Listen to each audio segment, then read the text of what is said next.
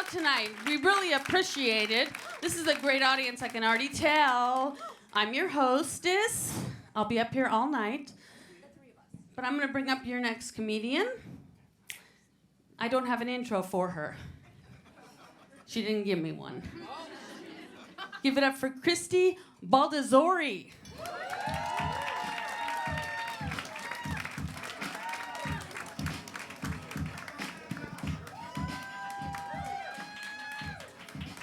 Hi, everybody. My name is actually Kristy Baltezore, like Baltimore with less more and more zor. Got it? Lisa? I'm just kidding. So I am visiting all the way from Wyoming, right? And for those of you that don't know what Wyoming is, it's one of those square things in the middle of the country where you're like Colorado, Wyoming, Wyoming, Colorado. It's the one that's not Colorado. And it's really weird when people find out that I'm from Wyoming. They always ask me like the same 3 questions. They're always like, oh my God, did you ride a horse to school? Did you have electricity? Yo, babe, did your like dad ever try to fuck you? No, I did not ride a horse to school. I drove my go-kart to the bus stop like everyone else. And of course we had electricity. Oh, and also my dad never tried to fuck me. Like, not even once. I'm so glad somebody got that slow burn one. I mean, I haven't really thought about it like that much recently, but like I do think my dad and I would make a terrible couple. Like, obviously we have like way too much in common, you know? And like for me, that basically means that we're just like gonna bring out the worst in each other, in this case genetically. But also, and this is gonna sound so crazy, like what if it worked out? I mean, who would walk me down the aisle?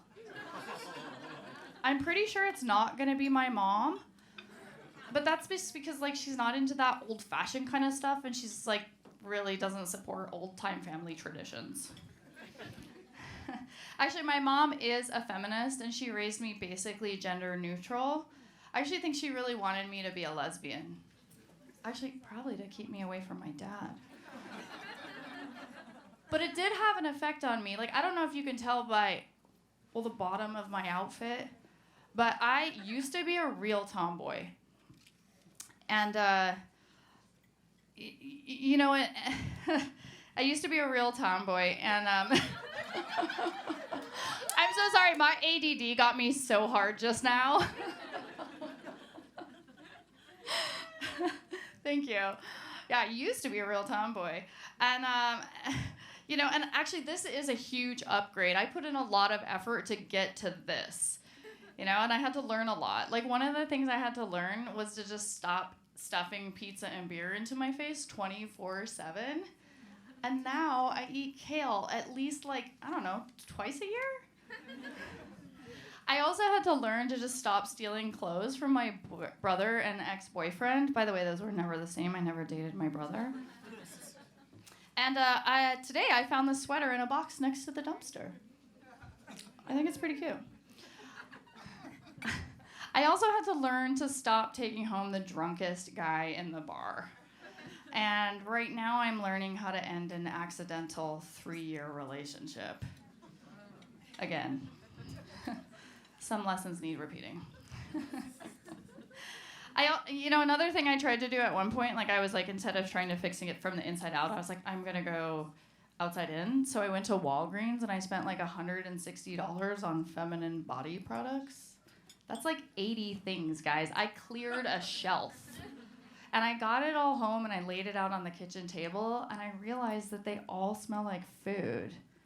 Have you ever noticed this? And I just was looking at it and I was like, you know what? I'm trying to maintain a healthy weight and it's nearly impossible if my entire body smells fucking delicious.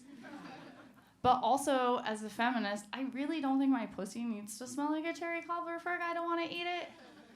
Like, I don't expect that I'm gonna like get up on a guy's dick and be like, pork chops. That's exciting. You know, like we all know that sometimes it does kind of smell like that, but that's just like how guys are. I mean, maybe I know that because I've been on Tinder way too long. Like, I've been on Tinder so long that the best option right now is a Mormon merman. And I have a picture if you don't believe me. This is for real. I've been on Tinder so long that people I dated on Tinder are posting pictures of their babies on Facebook.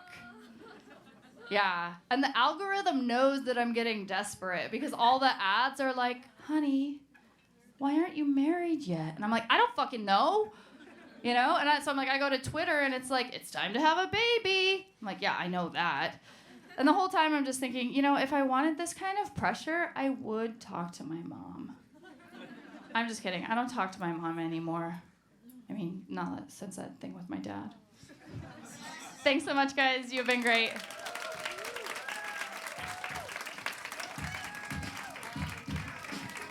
Give it up for Kristy Baltezore. Kristy's talking about weddings. All my friends are getting married for the second time.